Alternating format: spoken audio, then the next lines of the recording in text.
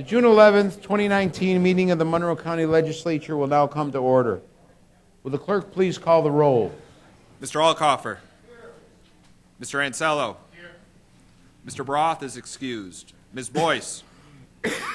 Mr. Brew. Here. President Carbone. Here. Mr. Delahanty. Here. Mrs. DeFlorio. Here. Mrs. Draw. Here. Mr. Felder. Mr. Felder. Here. Mr. Fleigler Mitchell. Here. Ms. Halstead. Here. Mr. Hebert. Here. Mr. Howland. Here. Ms. Cayley. Here. Ms. Lamar. Here. Mr. Lightfoot is excused. Mr. Mafucci. Here. Mr. Marionetti. Here. Mr. Michike. Here. Mr. Morelli is excused. Mr. Moyo. Here. Mr. Rockow is excused. Mr. Shepard. Here. Ms. Taylor. Here. Mr. Terp. Here. Mr. Wilcox. Here. Mr. Wilt. Here. Mr. Zale. Here. Ms. Boyce. Here. Please stay seated for a moment of silent prayer.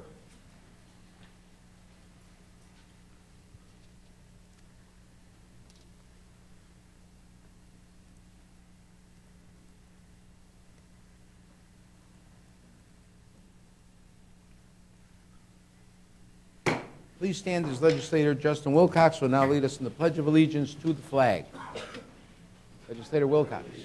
To the flag of the United States of America and to the republic for which it stands, one nation, under God, indivisible, with liberty and justice for all.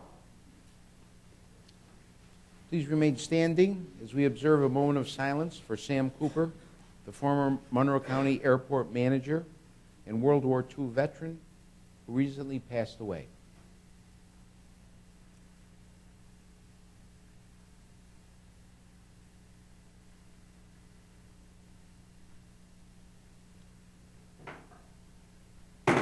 Thank you. Please be seated.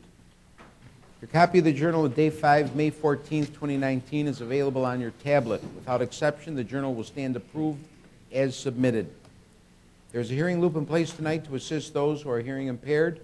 Anyone requiring assistance should inquire in the clerk's office. If you have a cellular phone, pager, or other electronic device in your possession, I'd ask that you make it inaudible for the duration of the meeting. Thank you. Legislators, the referrals submitted to the Legislature for the next committee cycle are available on your tablet as well as online. There are no proclamations scheduled for this evening. We will now recess for the purpose of holding a series of public hearings.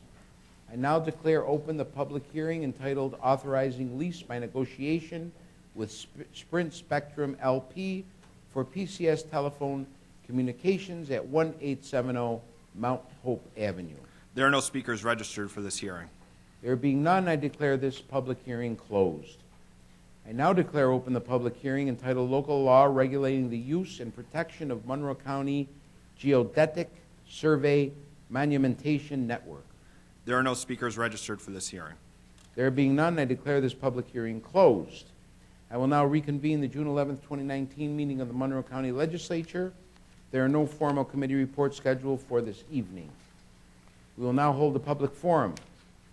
We have several people registered to address the Legislature. Mr. Clerk. If you require assistance, a deputy is available to assist you in approaching the lectern. I will call 3 people forward at one time. Each speaker will have 2 minutes in which to address the Legislature, and kindly conclude your remarks when the timer sounds and exit through the rear of the chambers. Thank you for your cooperation.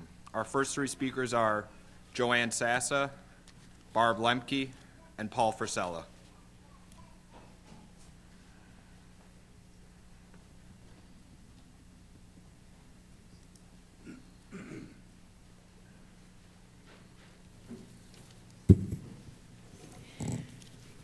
I ask you, legislators, to please make more use of the power we've given you.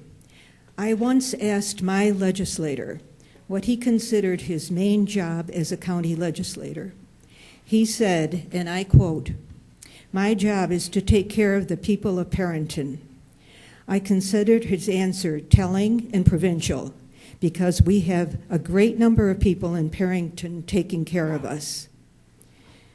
We need all of you county legislators to act on the hard, long-standing, and often worsening issues like the current lakeshore flooding. 6 decades ago, a county commission recommended prudent residential and setback provisions, not today's Donalfo's sandbags and Cuomo's bailouts.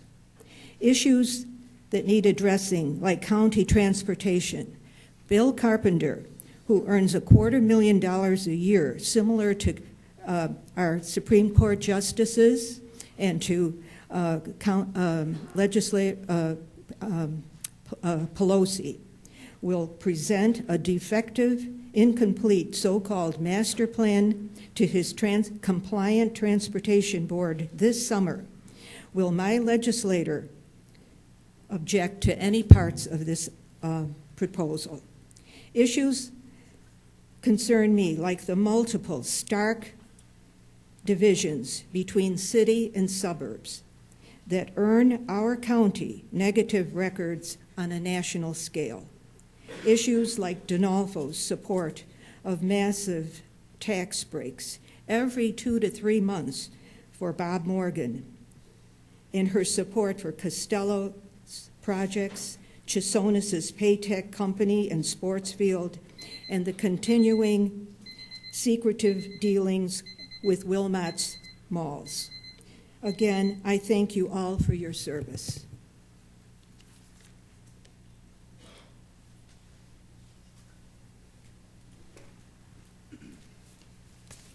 Good evening. Hello, my name is Barb Lemke, and I'm an independent special education teacher working in early intervention. Thank you for providing the opportunity to discuss the crisis in early intervention. As many of you are aware, a proposed 5% increase in early intervention rates was passed for the state budget.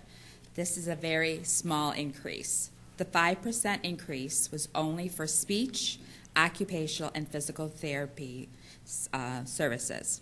Unfortunately, there are many other professions who did not receive an increase in their rates. I believe a proposal from Monroe County representatives requested the increase be across the board for all providers. I am saddened that this request was not part of the state budget. One comment I heard after the state budget was approved that the increase centered on the highest needs in Monroe County. This is not true. As a special education teacher, I receive daily requests from our county coordinators looking for special education services. A recent capacity list from Monroe County was sent out on Friday, and there were 40 requests for special instruction, second only to speech services. There was a total of 198 children on the wait list for services. Some children had been waiting for services since the fall of 2018. I am currently seeing 20 students, and my students are in 13 different zip codes. When a child is being discharged or moving or not transitioning to preschool since the parents did not register their child in time, the first question I'm asked by the service coordinator is, oh, so you have some availability. I could see 40 students a week if I physically and mentally could see all these children. I've been teaching for 16 years, have 4 New York State certifications. I am a certified autism specialist and have my graduate certificate in applied behavior analysis. All providers are vital in early intervention. To keep providers seeing children in early intervention, requesting a 15% increase rate needs to occur for all providers. I ask all of you attending the NISEC conference meeting next month in Albany to remember the children who have been waiting for services, and please remember the professionals who are providing the services. Thank you.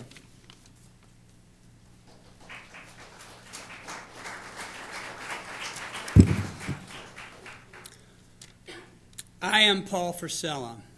The service at the administration of Monroe County continues to be bad. Several years ago, I wrote to the Monroe County Executive's office, and I never heard back from them.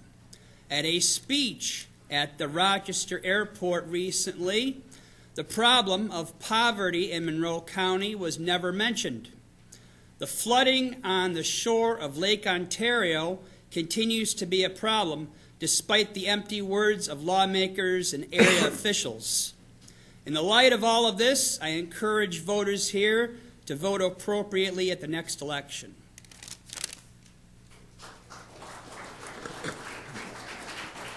Our next three speakers are Helen Frank, Elizabeth Maxwell, and Herdesh Finn.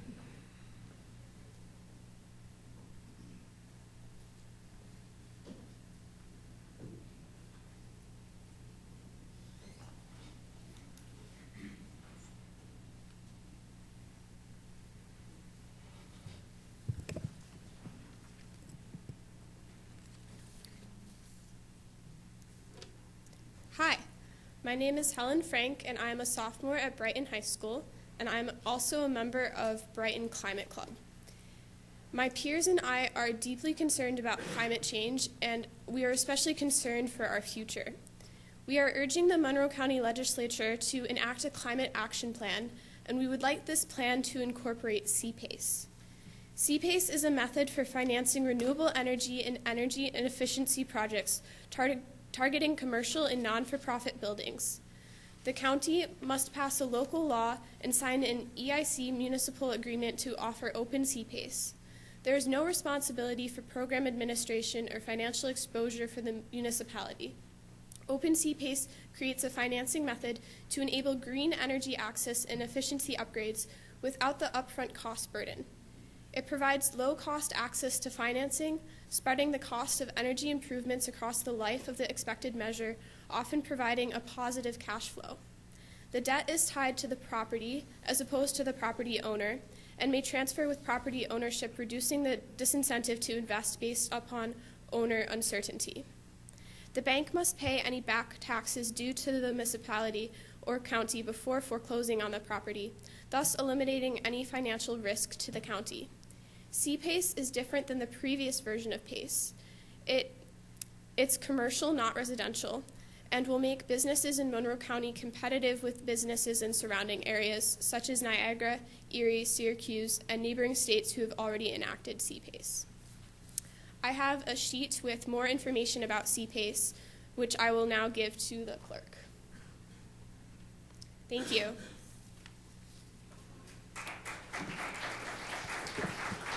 Hi, my name is Rene Singh, and I'm a junior at Brighton High School and part of the Rochester Youth Climate Leaders. And I'm here today with Helen to just continue to urge the county legislature to enact a climate action plan, or CAP, to do its part in combating climate change and the dangerous effects that it poses upon all of us, especially my generation.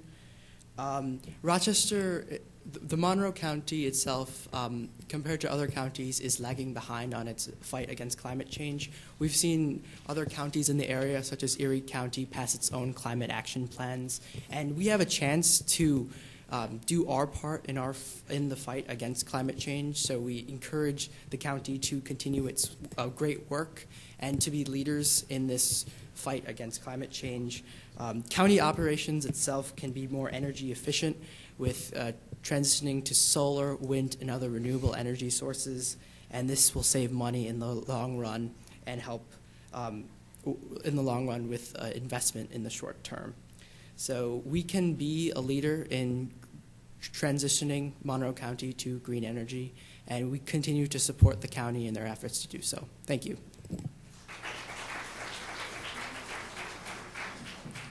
Our next three speakers are Richard Cherkis, Karen Spottin, and Lily Hunt.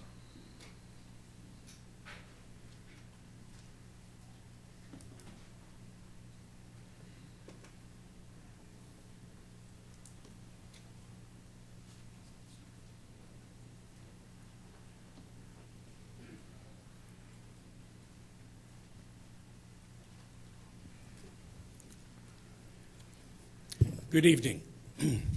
My name is Richard Cherkis. I'm a retired physician. I was an obstetrician gynecologist in the Rochester area for 35 years.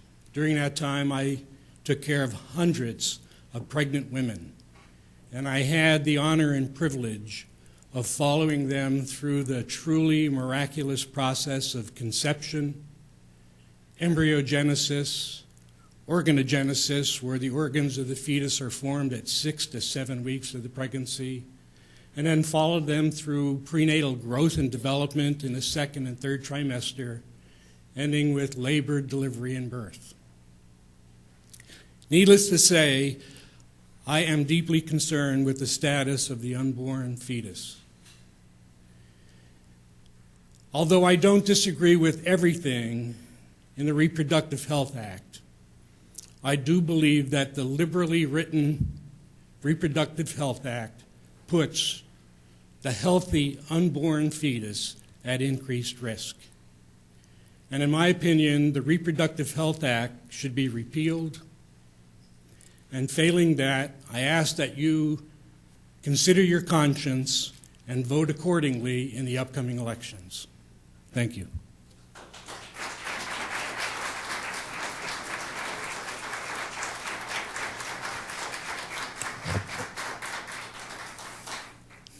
Good evening. My name is Karen Spottin. As the chairperson of the Preschool Committee on Special Education for the Rochester City School District, it was my duty to help determine the services that a child 3 to 5 years of age required to be successful. This was based on evaluations and input from family and preschool staff. The determination of whether a child received group services or individual services depended on the extent and the nature of the disability. And although there have always been children who have received individual services, group services are frequently recommended due to the social benefits and the needs of these services. The county has always listed group and individual rates that up until the time of the 15% increase were the same rate. It is very disappointing to me that at a time when we have the county's commitment to assist in fixing shortages and assisting children and families who are impacted by shortages, that there was a decision to establish a different rate structure and only raise rates for individual services. This is not the commitment to raise rates across the board by 15%, and this needs to be reexamined by this legislature. Additionally, we continue to struggle getting evaluations completed, having enough special education classrooms for children with disabilities, and finding special education teachers. These are the problems caused by insufficient rates from the state of New York. I plead with the legislators as you go to the NISAC meeting next month that you take our pleas for higher rates at the state level. I truly do appreciate your commitment to address the crisis in early intervention and preschool special education, but believe me, the problem is still far from being fixed.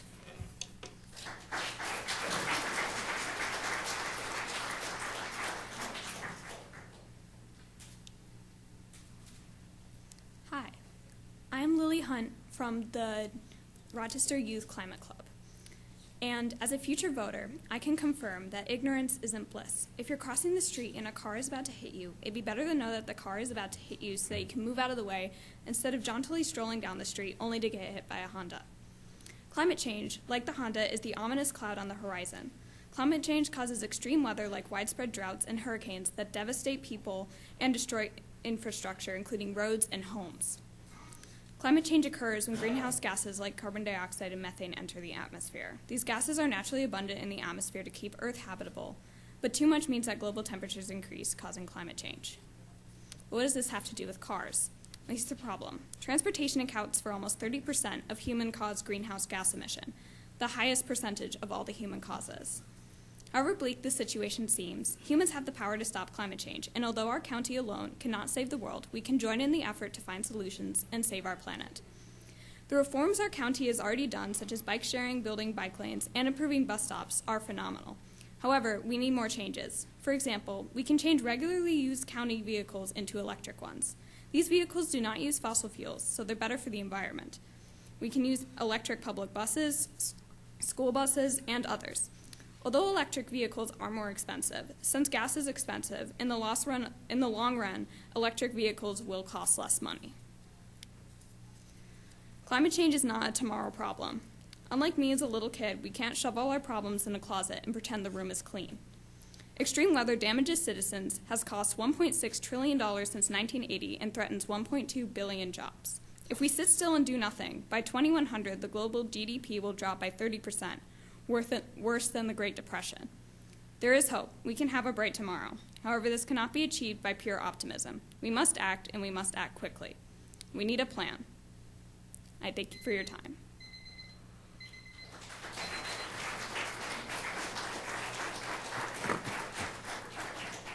Our next three speakers are Ryder Jensen, Jamie Edwards, and Cheryl Frank.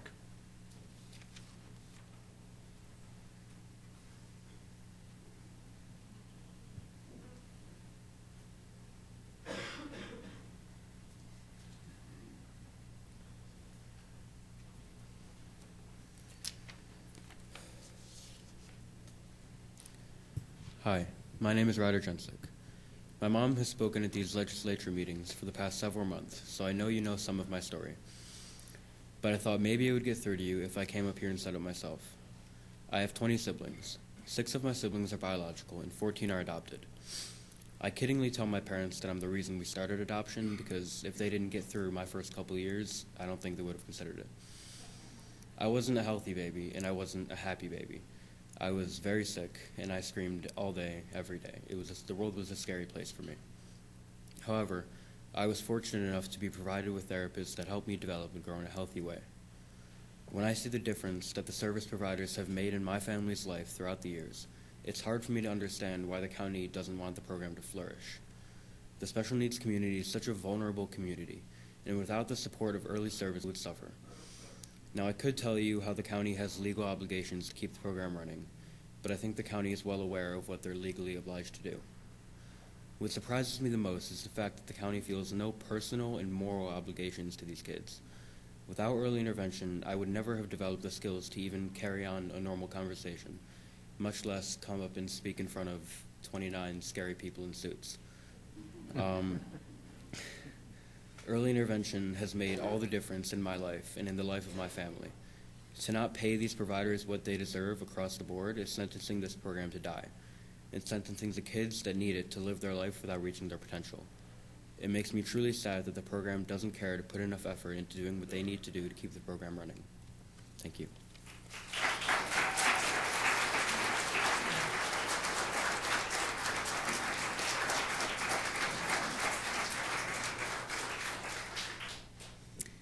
Hi, my name is Jamie Edwards. I'm a pediatric speech-language pathologist and a speech-language pathology supervisor.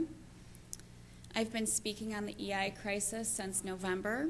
I've also gone to the state capitol regarding this crisis. I do core evaluations with a special educator every week.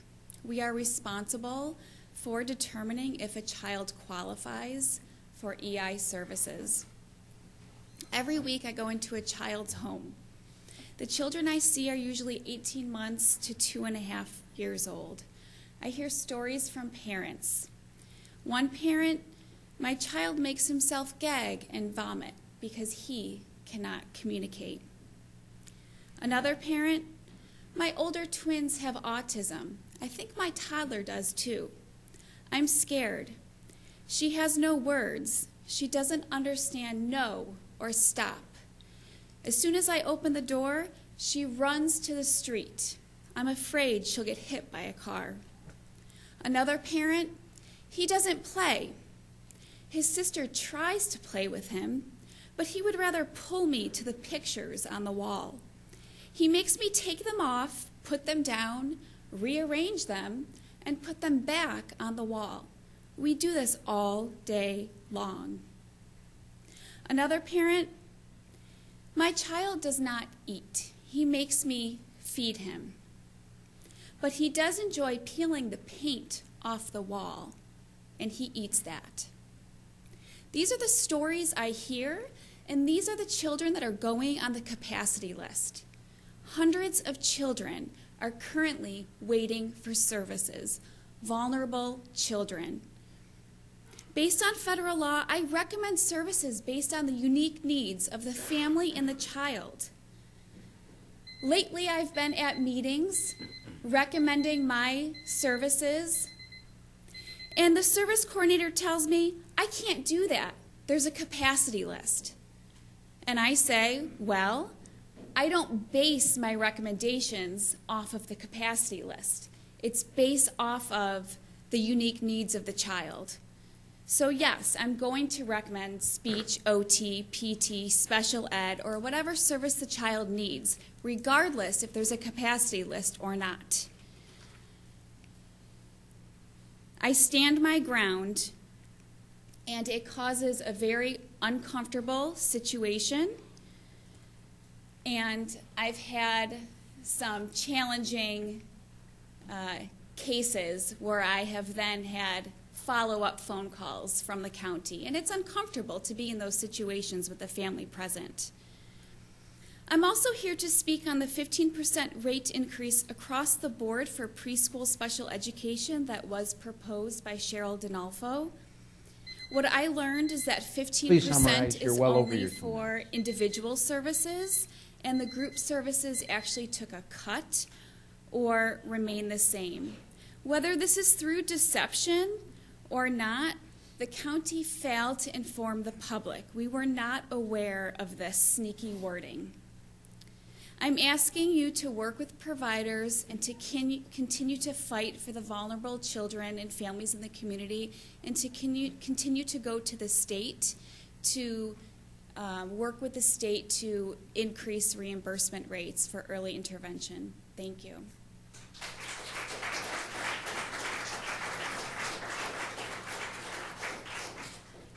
I'm Cheryl Frank. I'm the Associate Pastor of Greece Baptist Church. I'm a member of the Rochester Area Interfaith Climate Action. I'm the 12-year president of Color Bright and Green. Thank you all for your public service. We appreciate everything you do, and thank you for the opportunity to speak to you. I'm here to tell you that the faith communities of our county support you fully in creating a climate action plan for Monroe County. The Rochester Area Interfaith Climate Action Board is 16 members from several Jewish, Protestant, Catholic, Unitarian congregations. At our summit last month, we had over 100 participants from dozens of congregations, including Hindu, Baha'i, Muslim, Native American, and Buddhist. We are encouraging faith communities in Greater Rochester to reduce greenhouse gas emissions for their houses of worship, homes, and businesses to net zero by 2030, and we would like to see the county also actively create a plan to reduce greenhouse gas emissions. And I'm telling you today that we have your backs. Please be bold in moving forward in case you might be hesitant to pass climate change legislation because it might be unpopular. Please know that you have dozens of local faith communities standing with you. I also come to you as a 12-year president of Color Bright and Green.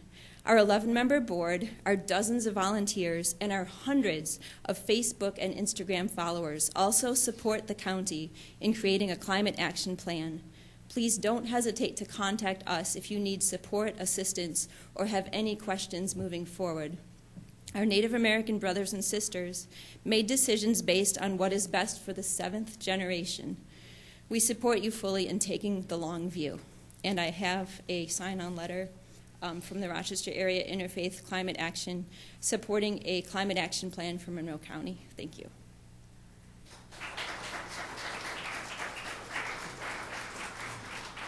Our next three speakers are Robert Keogh, Marla Parsons, and Heather Hansen.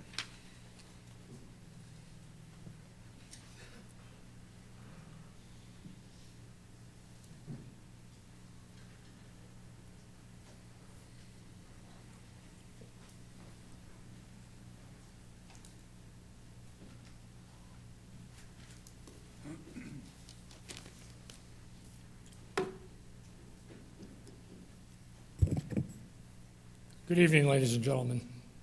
As we know, the county executive delivered her 2019 State of the County address on the evening of May 30th. In one portion of her speech, Ms. Donalfo made reference to the settling of Sheriff's Office labor contracts as one of her accomplishments.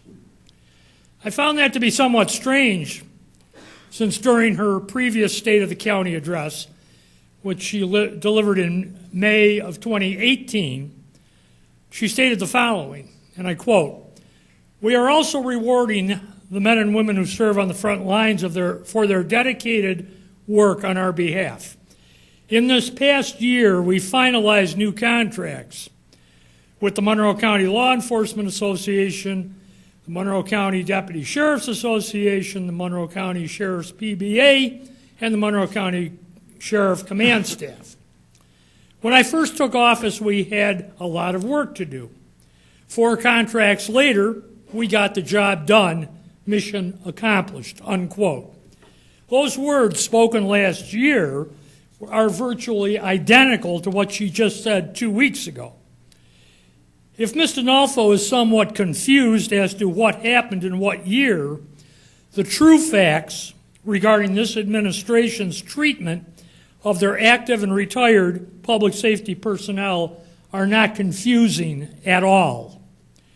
I'd like to read a statement by the current president of the Monroe County Sheriff's PBA, which he posted the day after this year's State of the County address was delivered. Quote, the county executive took credit last night for settling all public safety union contracts. Let's all be clear on what really happened here. First, the county forced our last contract into arbitration hearings after changing benefits that would be devastating to our members. Within the first 3 months of this administration, the sheriff's office lost 43 senior officers who were forced to retire due to the contract that was pushed by the county. It was only when Todd Baxter decided to run for sheriff as a Democrat, and he was talking about the terrible contracts, there was a sudden push by the administration to settle and fix all of the public safety contracts. As the president of the Monroe County Sheriff's Police Benevolent Association, I have attempted to meet with and have conversations with our county executive for the past year and a half. Unfortunately, I'm still waiting to hear back from her. I was finally able to meet and speak to her last month when she requested the political endorsement of the police unions of Monroe County. If the relationship between the county executive and our unions are as strong as the county executive states, why did every local police union endorse her opponent, Adam Bello? The truth is that the relationship between the county executive and the public safety unions is one of hostility and disrespect, unquote. And I will propose to you that that same level of disrespect has also been repeatedly shown to the county's retired public safety employees by this administration and by this legislative majority. And we will remember that. Thank you.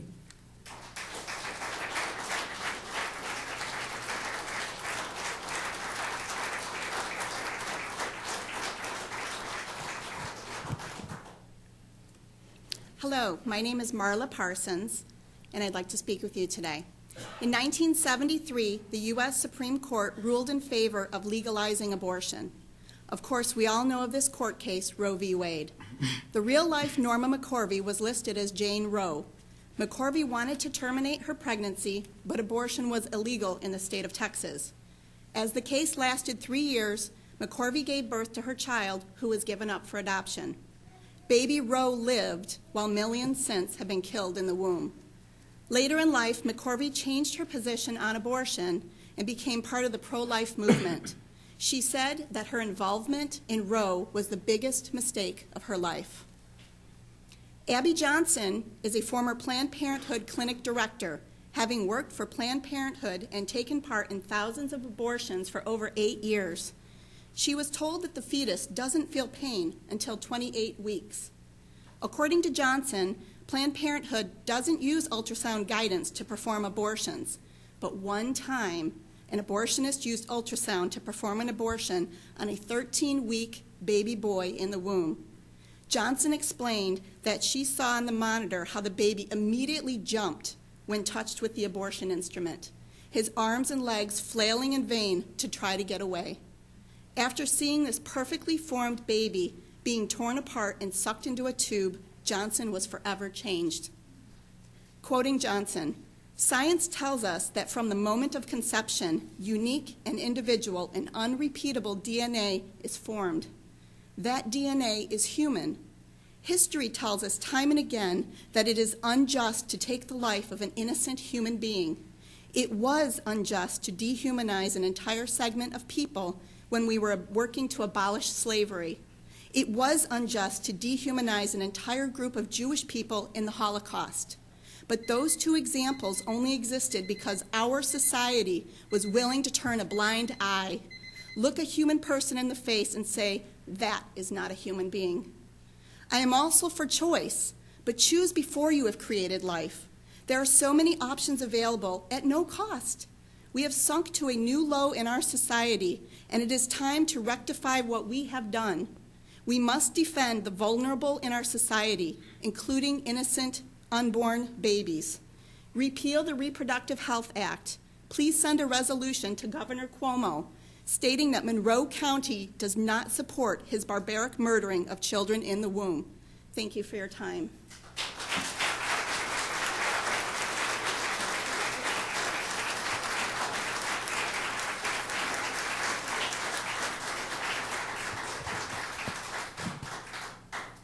Good evening. My name is Heather Hansen. I'm the Chief Operating Officer at Step by Step.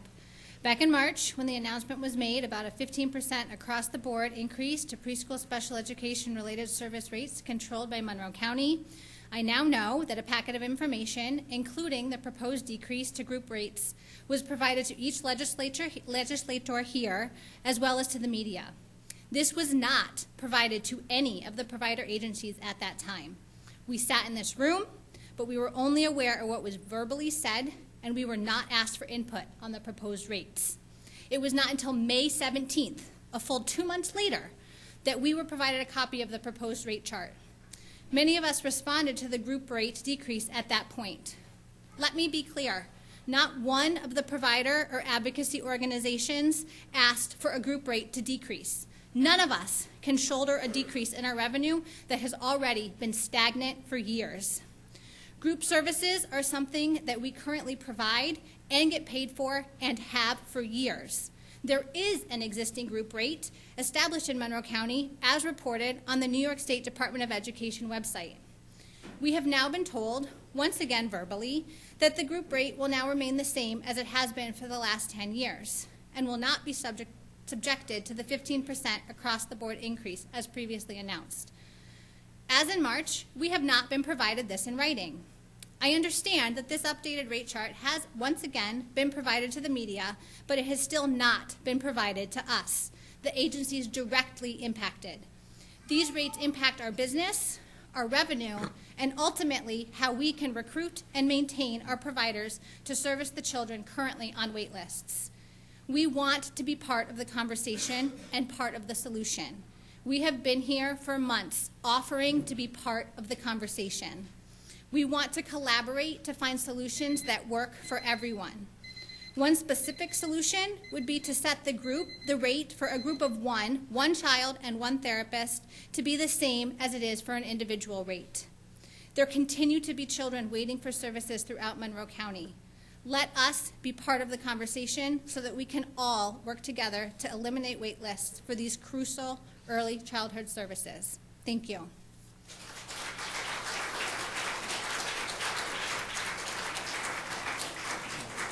Our next three speakers are Kimberly Doer, Barbara Pio, and Joanne Lamonica.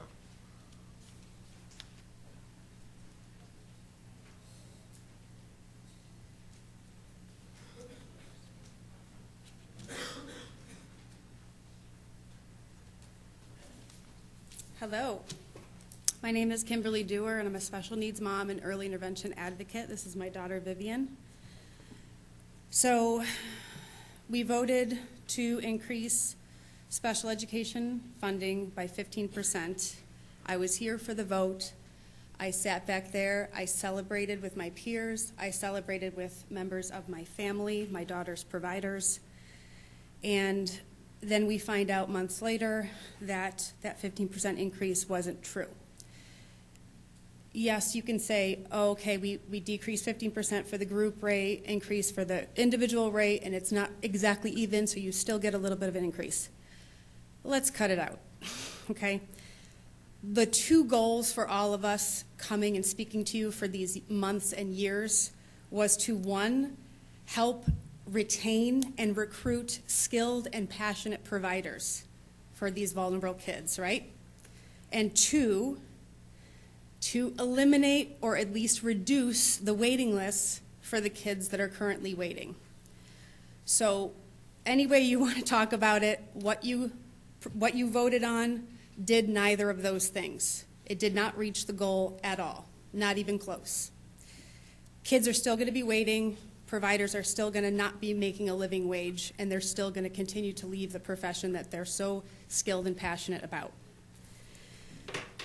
So I want you guys to make it right and vote for a true 15% increase across the board, and that's for all services, individual and group, for all disciplines, and reach the goal of helping providers help kids. This isn't about politics. This isn't about which side of the aisle you're on. It's about children. It's children. It's all this is about. So work with us and do the right thing. We believe in you. Thank you for your time. Oh, one more thing, sorry. When I went to Albany to speak to assemblymen and senators, one of the senators I spoke with and met with had to leave to go to the floor. And he said to his secretary, write down anything that I haven't heard yet. And in retrospect, I wish I had said something right then. Write down everything we say. Remember everything we say, even if you've heard it before, because that means it's important if we're repeating ourselves. Thank you.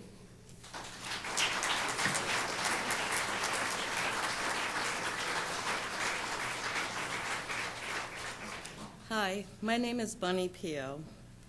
I need a voice. I am alive. I was conceived by two people, whether in love, lust, or rape. I am worth living inside and outside the womb. Do not be deceived by strange new ideas. I was created by God. I have a purpose. Hopefully it is to change my biological parents or the ones who will take care of me as I grow.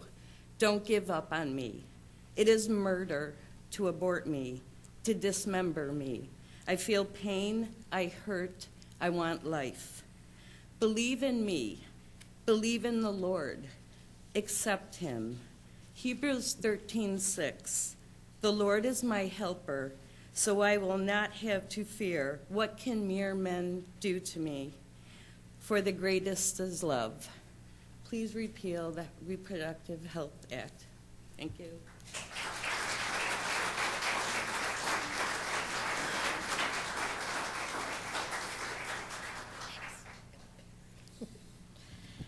Good evening. My name is Joanne Lamonica, and this is my son, Max.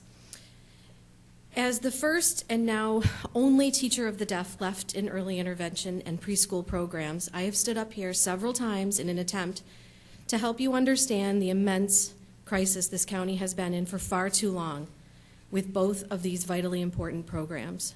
I have stood up here to tell you that as one of the 3 largest communities in the country for hard of hearing individuals, we are certainly not one of the best, because we cannot meet the needs of our deaf and hard of hearing children because there are not enough providers for them.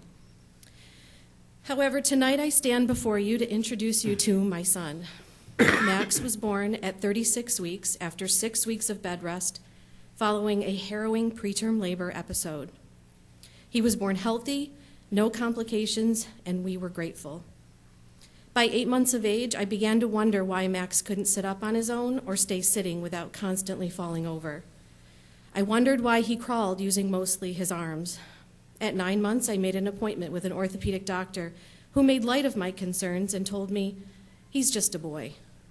Give him time, he'll catch up. Come back in 6 to 8 weeks, he said, and if you're still worried, you can call early intervention. I waited exactly 6 weeks. And on the day I returned to his office, I called EI before I even made it to the appointment. Once again, I was told there was nothing to worry about, but if it made me feel better, he would set us up with a neurologist, who, by the way, also said nothing was wrong. A team from early intervention, including a physical therapist and a speech therapist, quickly came to my home to evaluate Max and immediately said he qualified for services. Services began immediately, and it was the team we had in place that continued to empower me to trust my gut, that there was something more going on with Max. By 13 months of age, we visited the developmental pediatric unit at Strong, and our PT was by our side. Finally, we had an answer. An MRI of Max's brain showed that he has periventricular leukomalacia, a brain injury caused by a lack of oxygen during preterm labor. Max has cerebral palsy. No one caught it except his EI team.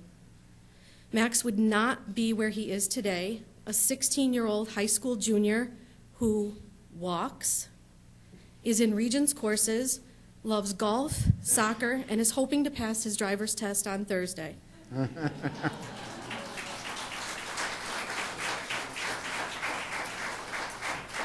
Without the incredible support of his early intervention team, it scares me to think of where the children on your county's waitlist for services will be if they cannot get the services they need. When you attend the NISAC convention this summer, I beg you to talk amongst your colleagues in other counties about how you can work together to advocate in Albany to save the future of early intervention. Thank you.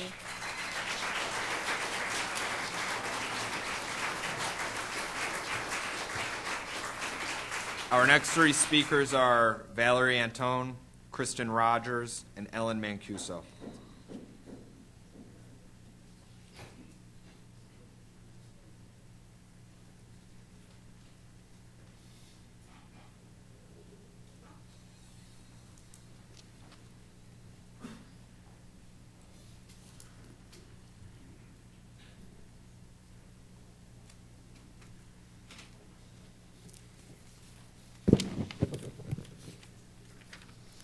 Good evening. My name is Vale Anton. I'm here to voice my concern over the recent passage of the Reproductive Health Act in New York State. It appears that the RHA legislation was passed as a reaction to the stricter laws passed in other states. I believe, however, that a law born out of fear may benefit some, but a law conceived of wisdom benefits all.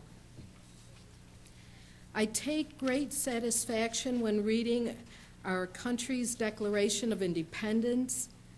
We hold these truths to be self-evident, that all men are created equal, that they are endowed by their Creator with certain unalienable rights, that among these are life, liberty, and the pursuit of happiness. But how can we have our freedom and happiness without life? So come, let us reason together. With all the new medical and technological advances, such as the Doppler, which allows you to hear your child's heartbeat, and the 3D ultrasound, which shows a detailed image of your child's face, and now surgery performed in the womb, surely we can agree that this life is self-evident. I do believe there is a more excellent way, a more compassionate way that can produce positive outcomes. Could we, with bipartisan effort, consider expanding funding for programs which provide housing and training for pregnant women? Could we consider streamlining adoption referrals, making them more affordable and accessible for loving couples?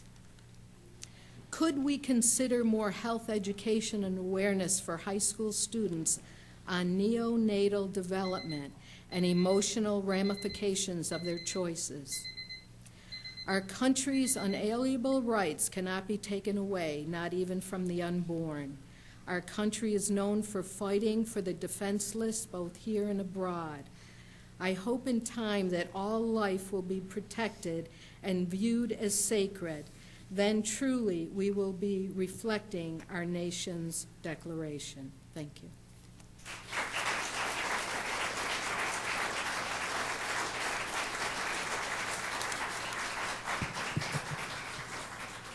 Good evening. I'm Kristen Rogers, Advocacy Coordinator at the Children's Agenda. As adults, we recognize that waiting is a fact of life. And although we know this, it doesn't make waiting any easier. I'm pretty sure that waiting isn't on anyone's top 10 list of favorite things to do. We all have various patient levels when it comes to waiting. However, ask yourself, how patient would you be if you were told that you have to wait for an unspecified amount of time to receive a service that would make a drastic difference in your well-being and overall quality of life? Would you be more apt to twiddle your fingers and patiently wait?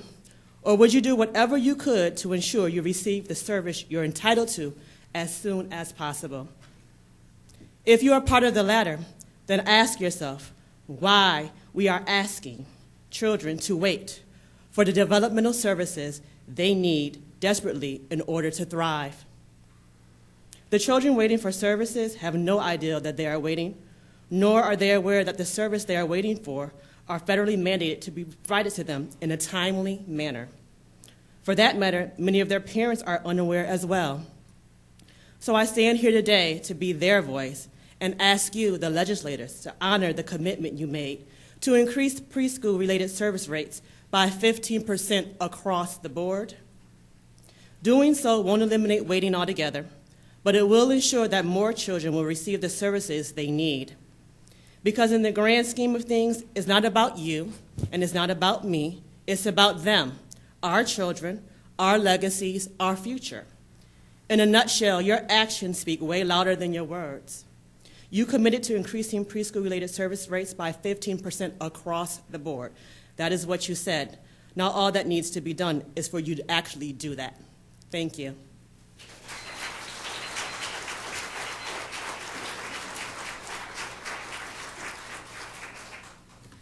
Good evening, everyone. I'm Ellie Mancuso, retired faculty member from Monroe Community College. Before I continue reading the reasons why we voted no confidence in Ann Kress, I just wanted to mention that, like the retirees sitting in the back of the room, our MCC retirees also had their health benefits changed. Unfortunately, it's not a happy picture for retirees these days. Okay, number 11.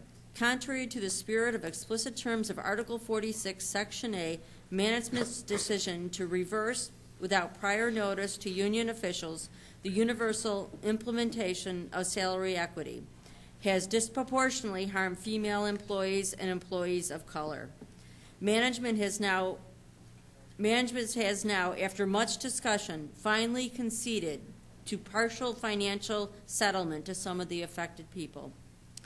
Number 12, in violation of the basic tenets of academic freedom, management proposed changes to the BOT policy on academic freedom that would have made evaluation of student work a responsibility of the institution rather than the responsibility of the teaching faculty. Can you imagine that when you were in school? The institution was going to grade you? Management was subsequently forced to withdraw this policy change. Number 13, in clear violation of MCC core values and mission statements, Faculty Senate Resolution 1.1.64 on college-initiated withdrawal was suspended against Faculty Senate recommendation and prior to review by committee. The administration wanted to withdraw students, not the faculty. The faculty should have that responsibility. They are closest to the classroom. In the first semester of suspension, the total rate of failing grades across the entire college increased nearly 3%. Among MCC's African American student population, failure rate increased 4.5%. This change in practice has a potential long-term effect on a student's ability to transfer and can have the same impact as course withdrawal on financial aid. Several semesters after leaving Monroe Community College, that student will be affected. Thank you. I will be back in August to continue the list.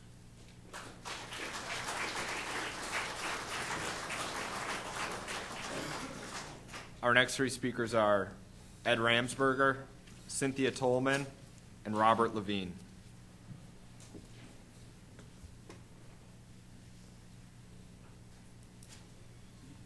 Best for last. Well, I'm sorry, was I first? Okay. I got a prepared statement here to go over some stuff, but as the proud parent of a little girl that died in childbirth, my heart goes out to those folks. Their situation kind of pales in comparison to our situation and what we've been put into by you folks. Our situation pales in comparison to what should be helpful for a child. Whew. But then I think of the old timers that are older than me that retired at $18,000 a year. You know, half pay, it was such a big amount. $17,000 a year, commander. I see a couple commanders. I'm a retired sergeant major. This is not taking care of the troops.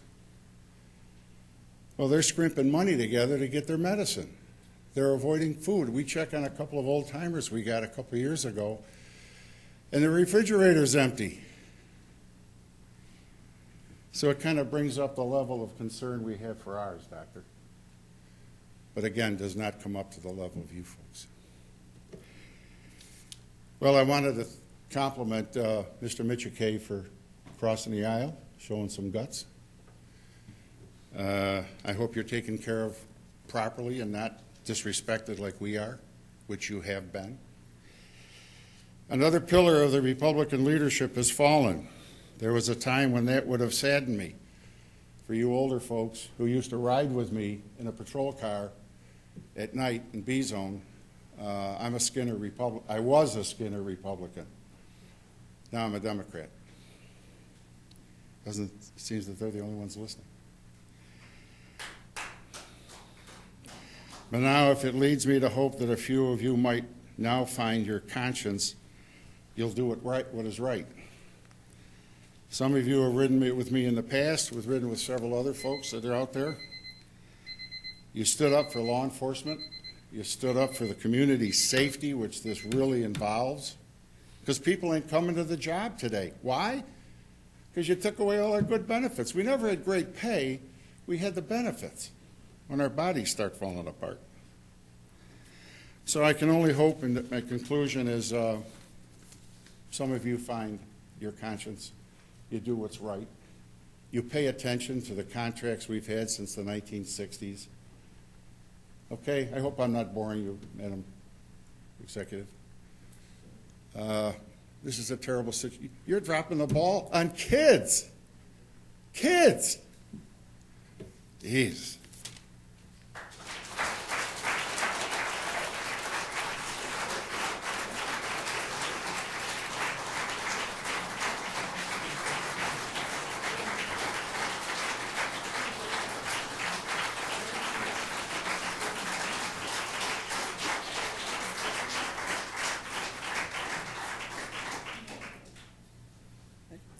Hi, good evening.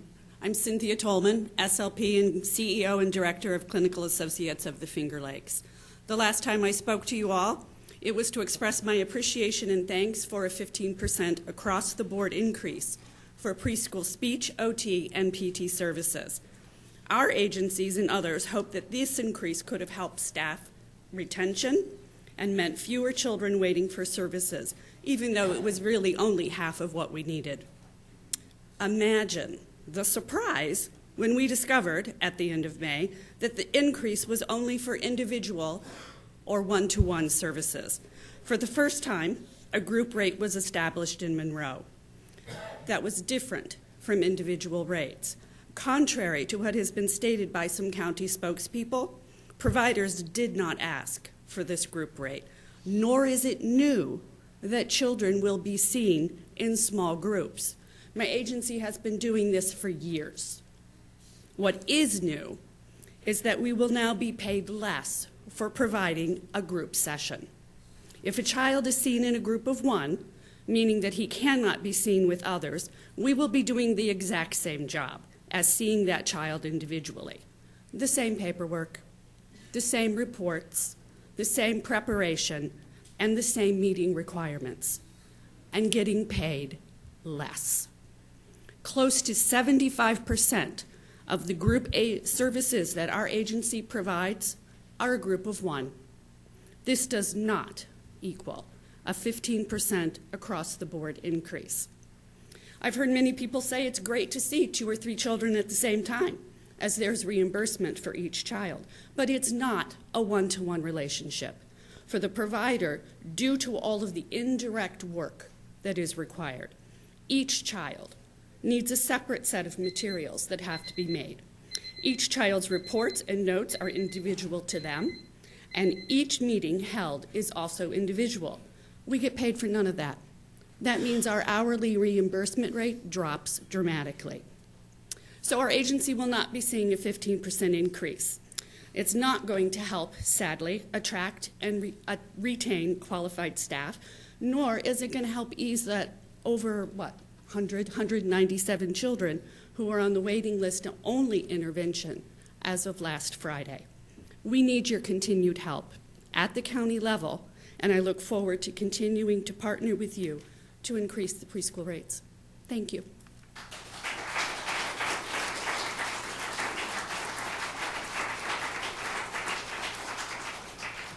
Good evening. I'm Rob Levine. I'm a volunteer with the Citizens Climate Lobby. Yes, we're back to that topic. Citizens Climate Lobby is a nonprofit, nonpartisan organization working towards federal legislation to reduce greenhouse gas emissions. But that's not why I'm here. I'm here to support the kids who are here from the Rochester Youth Climate Leaders. They've requested from the county the development of a climate action plan and that the county commit to a net zero emission by 2040, which is about 10 years late, but better than nothing. And I'm here to offer our assistance to you. I don't know and I don't think, based on the progress that I haven't heard about, where you are on a climate action plan. CCL is part of a larger organization called the Rochester People's Climate Coalition, which is an umbrella group serving dozens and dozens of organizations all working for environmental causes. And I think what I see here in the inactivity of this body is that you might want some help. And so I'm going to offer from CCL and Rochester People's Climate Coalition some assistance so that you can catch up to Tompkins County, Erie County, Sullivan County, Ulster County, the list goes on, of municipalities who have taken climate change seriously. Because the Intergovernmental Panel on Climate Change from the UN told us in November of last year, we have about 120 months, that's 10 years, 120 months to address climate change. That doesn't mean we start addressing climate change in 120 months. We have to make serious and large, significant changes over the next 10 years, which means we have to plan for that and start as soon as humanly possible. Because if we're going to talk about services for young children or unborn children or kids in high school and the Declaration of Independence, which says we all have the right to life, liberty, and the pursuit of happiness, how will that be achieved when the planet is so drastically changed in the next 10 years? So please reach out to us. We can help you build a climate action plan and start working towards taking care of the residents of Monroe County. Thank you.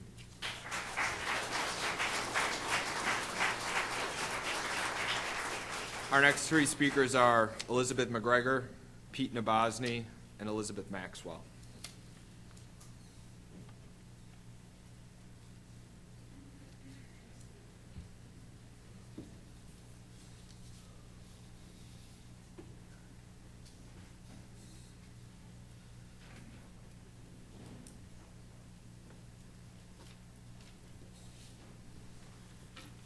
Good evening.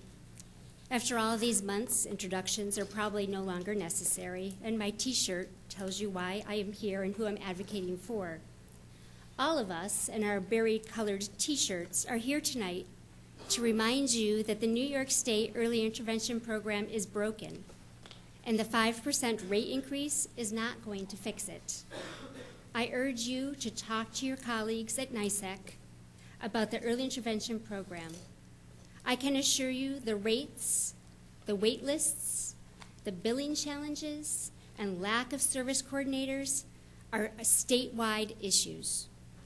In an email from the Bureau of Early Intervention dated May 30th, providers across New York were notified that the rate increase has not yet been implemented because it is, quote, contingent upon approval of a Medicaid state planned amendment by the Centers for Medicare and Medicaid Services, as well as implementation of early intervention system changes.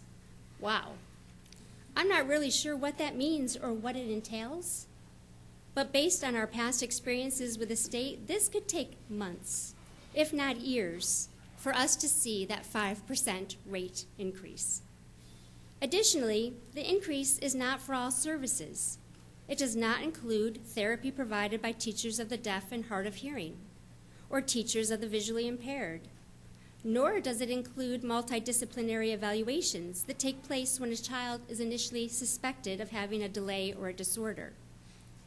To add insult to injury, with the 5% increase, our colleagues in other settings are still making 30 to 35% more. It confuses me that the politicians at the state level, or anyone for that matter, would think this new rate will attract and retain providers.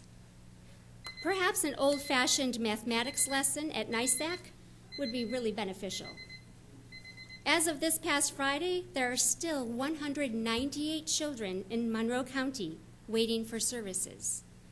Again, all of these children have been evaluated and qualify for therapy, but they are not receiving services because there are not enough providers. If this number doesn't disgust you, it should. We are talking about the most vulnerable people in our community, and to sit back and do absolutely nothing about it is negligent.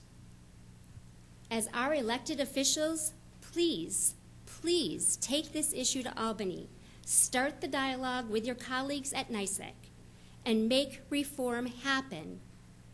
Be the voice for our children. Thank you.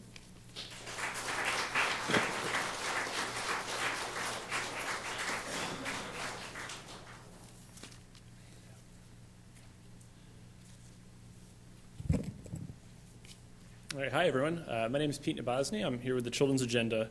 I'm also here on behalf of 32 social service providers, faith communities, and child care providers across Monroe County who just in the last day decided to send a statement to the county here calling on the county to honor its commitment for a 15% across-the-board rate increase to preschool special education services. Those are folks outside of the ones that you hear from all the time on this issue. There's a lot of other folks in this community, particularly I'd say a lot of child care providers who are experiencing the shortage of these services every day in their classrooms, in their homes where they care for children. So I just wanted to highlight that there are many other people who couldn't make it here tonight who are very concerned about this situation. I do also want to thank the county for its work over the last several months around advocating for early intervention services.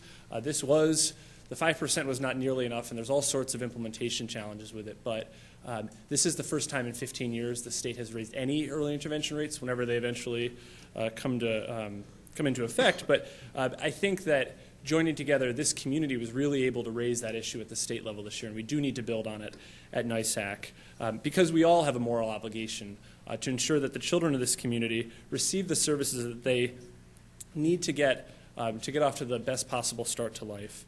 And that's why we were so excited about this 15% rate increase, because we thought that something like a big rate increase, a 15% rate increase, could actually start to change the trajectory of what we're seeing with these early childhood providers in Monroe County. It's largely the same folks that are providing early intervention and preschool special ed services. So a 15% rate increase might actually keep a few of these therapists working these jobs, allow providers to hire new workers, and start to reduce the wait list.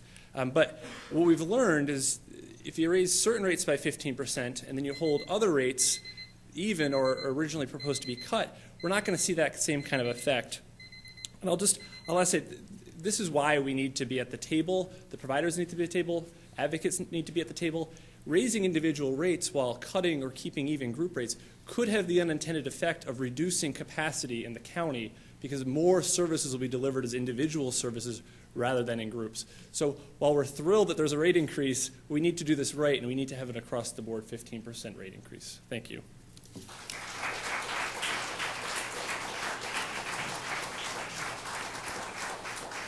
This concludes the public forum.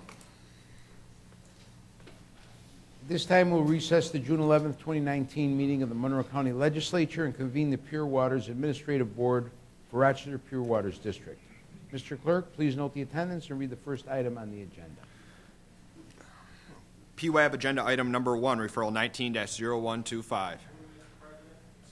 Moved by Legislator Bruce, seconded by Legislator Delahanty. This is to adopt. Is there any discussion? Seeing none, all in favor say aye. Aye. Opposed?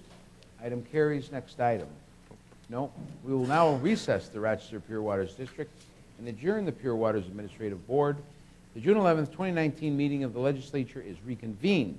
We will now proceed with the consideration of local laws. Will the clerk please read the first item on the agenda? Item number 1, referral 19-0107.LL. Second. Moved by Legislator Taylor, seconded by Legislator Delahanty. This is a motion to lift from the table. All in favor, say aye. Aye. Any opposed? Item carries. Next item. Item number 2, referral 19-0107.LL. Second. Moved by Legislator Taylor, seconded by Legislator Delahanty. This is to adopt. Is there any discussion? Seeing none, all in favor say aye. Aye. Opposed? Item carries. Next item. Item number 3, referral 19-0108.LL. Moved by Legislator Taylor, seconded by Legislator Brew. This is a motion to lift from the table. All in favor say aye. Aye. Opposed? Item carries. Next item. Item number 4, referral 19-0108.LL. Moved by Legislator Taylor, seconded by Legislator Brew. This is to adopt. Is there any discussion? Seeing none, all in favor say aye. Aye. Opposed? Item carries. Next item. We will now proceed to consideration of motions, resolutions, and notices. Will the clerk read the next item on the agenda? Item number 5, referral 19-0118. Moved by Legislator Zale, seconded by Legislator Taylor. Before we begin any discussion, I'd like to thank all the legislators who submitted nominees for this year's Monroe County Youth Awards. I also want to thank the county executive for a partnership on this event, as well as the Youth Bureau Communications and legislative staff for the work that was put into the Youth Awards. I am looking forward to a great evening, and congratulations to all the winners. Is there any other discussion? Seeing none, all in favor say aye. Aye. Opposed? Item carries. Next item, please. Item number 6, referral 19-0120. Moved by Legislator DeFlorio, seconded by Legislators Boyce, Brew, Terp, Hebert, Howland, Zale, and Delahanty. This is for introductory purposes only. Next item, please. Item number 7, referral 19-0120. Moved by Legislator DeFlorio, seconded by Legislators Boyce, Brew, Terp, Hebert, Howland, Zale, and Delahanty. This is a motion to table. All in favor, say aye. Aye. Any opposed? Item carries. Next item, please. Item number 8, referral 19-0120. Moved by Legislator DeFlorio, seconded by Legislators Boyce, Brew, Terp, Hebert, Howland, Zale, and Delahanty. This is a motion to set a public hearing. Is there any discussion? Seeing none, all in favor say aye. Aye. Any opposed? Item carries. Next item. Item number 9, referral 19-0121. Second. Moved by Legislator DeFlorio, seconded by Legislator Delahanty. This is to adopt. Is there any discussion? Seeing none, all in favor say aye. Aye. Opposed? Item carries. Next item. Item number 10, referral 19-0122. Moved by Legislator Hebert, seconded by Legislators Boyce and Delahanty. This is to adopt. Is there any discussion? Seeing none, all in favor say aye. Aye. Any opposed? Item carries. Next item. Item number 11, referral 19-0123. Second. Moved by Legislators Hebert, seconded by Legislators Boyce and Delahanty. This is to adopt. Is there any discussion? Seeing none, all in favor say aye. Aye. Opposed? Item carries. Next item. Item number 12, referral 19-0124. Second. Moved by Legislator Brew, seconded by Legislator Delahanty. This is to adopt. Is there any discussion? Seeing none, all in favor say aye. Aye. Opposed? Item carries. Next item. Item number 13, referral 19-0126. Moved by legislator Turp, seconded by legislator Delahanty. This is to adopt. Is there any discussion? Seeing none, all in favor say aye. Any opposed? Item carries. Next item, please. Item number 14, referral 19-0127. Moved by legislator Zale, seconded by legislator Delahanty. This is to adopt. Is there any discussion? Legislator Halstead, please. I am employed by the University of Rochester Medical Center. Thank you. Thank you. Any further discussion? Seeing none, all in favor say aye. Opposed? Item carries. Next item, please. Item number 15, referral 19-0128. Moved by legislator Zale, seconded by legislator Delahanty. This is to adopt. Is there any discussion? Seeing none, all in favor say aye. Opposed? Item carries. Next item. Item number 16, referral 19-0129. Moved by legislator Zale, seconded by legislator Delahanty. This is to adopt. Is there any discussion? Seeing none, all in favor say aye. Any opposed? Item carries. Next item. Item number 17, referral 19-0130. Moved by legislator Holland, seconded by legislator Delahanty. This is to adopt. Is there any discussion? Seeing none, all in favor say aye. Any opposed? Item carries. Next item. Item number 18, referral 19-0130.BR. Moved by legislator Howland, seconded by legislator Delahanty. This is to adopt. Is there any discussion? Seeing none, all in favor say aye. Any opposed? Item carries. Next item. Item number 19, referral 19-0131. Moved by legislator Howland, seconded by legislator Delahanty. This is to adopt. Is there any discussion? Seeing none, all in favor say aye. Any opposed? Item carries. Next item. Item number 20, referral 19-0131.BR. Moved by legislator Howland, seconded by legislator Delahanty. This is to adopt. Is there any discussion? Seeing none, all in favor say aye. Any opposed? Item carries. Next item. Item number 21, referral 19-0132. Moved by legislator Boyce, seconded by legislator Delahanty. This is to adopt. Is there any discussion? Seeing none, all in favor say aye. Any opposed? Item carries. Next item. Item number 22, referral 19-0133. Moved by legislator Boyce, seconded by legislator Zale. This is to adopt. Is there any discussion? Seeing none, all in favor say aye. Any opposed? Item carries. Next item. Item number 23, referral 19-0134. Moved by legislator Howland, seconded by legislator Delahanty. This is to adopt. Is there any discussion? Seeing none, all in favor say aye. Any opposed? Item carries. Next item. Item number 24, referral 19-0135. Moved by legislator Bruce, seconded by legislator Delahanty. This is to adopt. Is there any discussion? Seeing none, all in favor say aye. Any opposed? Item carries. Next item. Item number 25, referral 19-0136. Moved by legislator Turp, seconded by legislator Elkoffer. This is to adopt. Is there any discussion? See, legislator Cayley. I've lost track. Is this 25.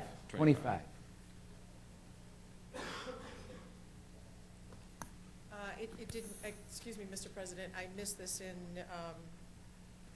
the general committee meetings, and I just had a question. Considering through you to the administration, we've had some issues with accepting art and how it's displayed and for the longevity of its displayance, however you want to put it. And I'm just asking, are there any ground agreements with this, that it's to remain at the zoo and it would remain at the zoo for in perpetuity?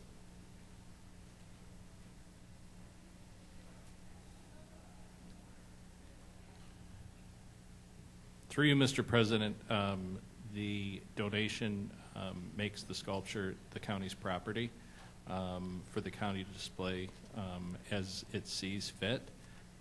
The intention, obviously, from the type of sculpture and the gift of the sculpture is to display it at Seneca Park Zoo for the foreseeable future.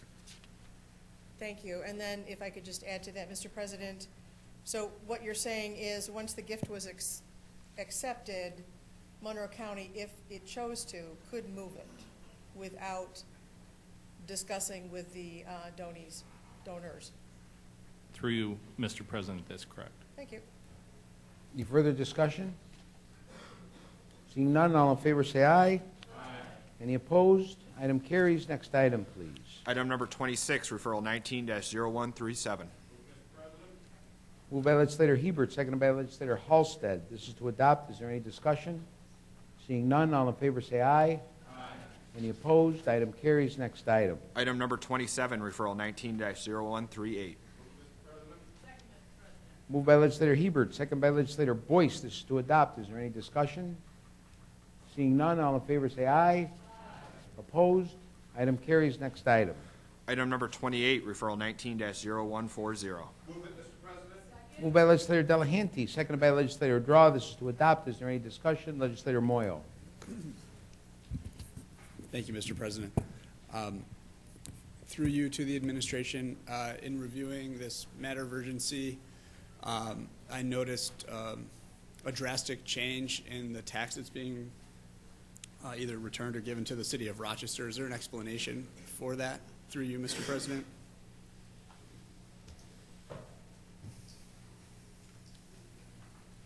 Through the President, it was brought to the county clerk's attention that the distribution from last December was incorrect. There were some errors, and so the last fall's distribution was high to the city of Rochester, and the clerk's office went through, reviewed, and adjustments were made to the city and all the towns, the city going down and most of the towns going up slightly. Okay, thank you. Through you, Mr. President, what was the nature of the mistake, if it won't take you 20 minutes to explain? Through the President, I don't have the exact answer for that. You would have to check with the clerk's office.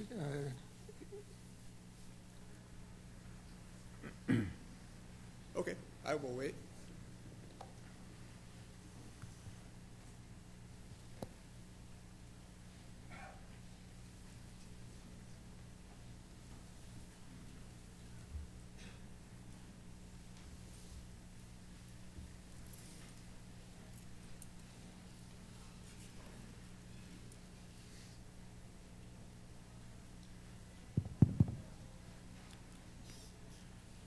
Okay, I'm through you, Mr. President. Yes. Legislator, could you repeat the question? Yes, through the President, my question was regarding the nature of the miscalculation from 2018 and possibly before then, or what the nature of that mistake was and why, there was a $2 million mistake, or so it seems, and how that's being, well, I'll just leave it there for right now.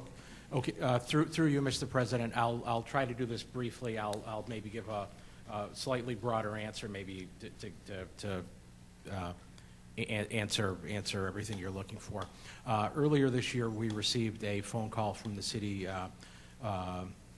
budget office. They questioned the receipt as being exceptionally high this year. The last payment that we processed for them. This body approved. As a result of that, we went back and looked at their concern. As you know, the mortgage tax is something that fluctuates widely from period to period, depending on the real estate market and that. Our first review of it, it looked like there was a $300 million contract mortgage that RG&E filed that we thought might have been part of what the problem was. But then that still didn't answer all of the questions. And as we dug down and as we looked into it more, what we discovered was there was a problem with a online recording, mortgage recording system that was implemented. And what was happening is, I'll try to make a long story as short as I can, and then if you want to ask follow-up questions with this, feel free to through you, Mr. President. Basically, what was happening, these mortgages were entering our system, and there was a default in many cases that automatically defaulted to the city of Rochester.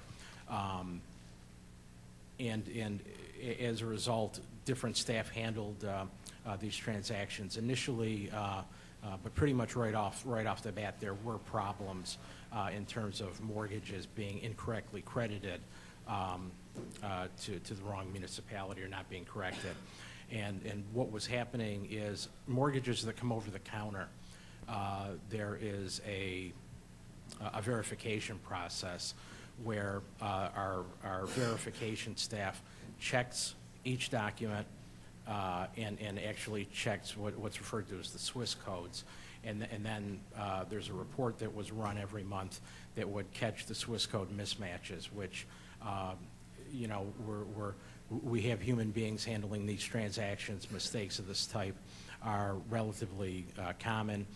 The report for the Swiss code mismatches are done, and then there's an adjustment made to the mortgages, and the reports all work out. That's for traditional mortgages that came in across the counter. What had happened with the new system that was done electronically is when the system was designed, the Swiss code mismatch report never included the documents that came in and were filed electronically as a result of that. And that was something that staff didn't know, we weren't aware of, and we found that out because as we started reviewing documents, because the more we looked into the problem, we started reviewing individual transactions, and as we did that, we started noticing mortgages that were credited to the city of Rochester, but were actually in other municipalities. So the actual amount that is different here is just below $990,000. What we've done in our office is we've gone through those mortgages, we've recalculated it going back a period of 3 years, and the city is aware of the problem. They were the ones that frankly brought it to our attention and caused us to review that. They are satisfied with this resolution. This is something they have anticipated for, and it isn't a surprise to them through you, Mr. President. Okay, thank you. I think last question, do these distributions take into account any repayment to any of the municipalities that are listed, or has that already been taken care of in the past? Through you, Mr. President. Through you, Mr. President, that's what this referral does. This referral basically takes that just under $990,000 and redistributes it to the municipalities that were shorted, in Okay, effect. that makes sense. Thank you very much. Yeah. Any further discussion? Legislator Marionetti. Thank you, Mr. President. Through you to the administration. You mentioned something about 3 years. Was it looked at how many miscalculations or errors were made prior to that 3-year period? No, there were no. The problem happened when the e-recording, or the electronic filing, when that was implemented, which would have been it was either December 2015 or January of 2016. So before that, there wasn't an issue with these. Through you, Mr. President. Legislator DeFlorio. Yes. Through the President to the administration, was the system validated or tested in any way when it was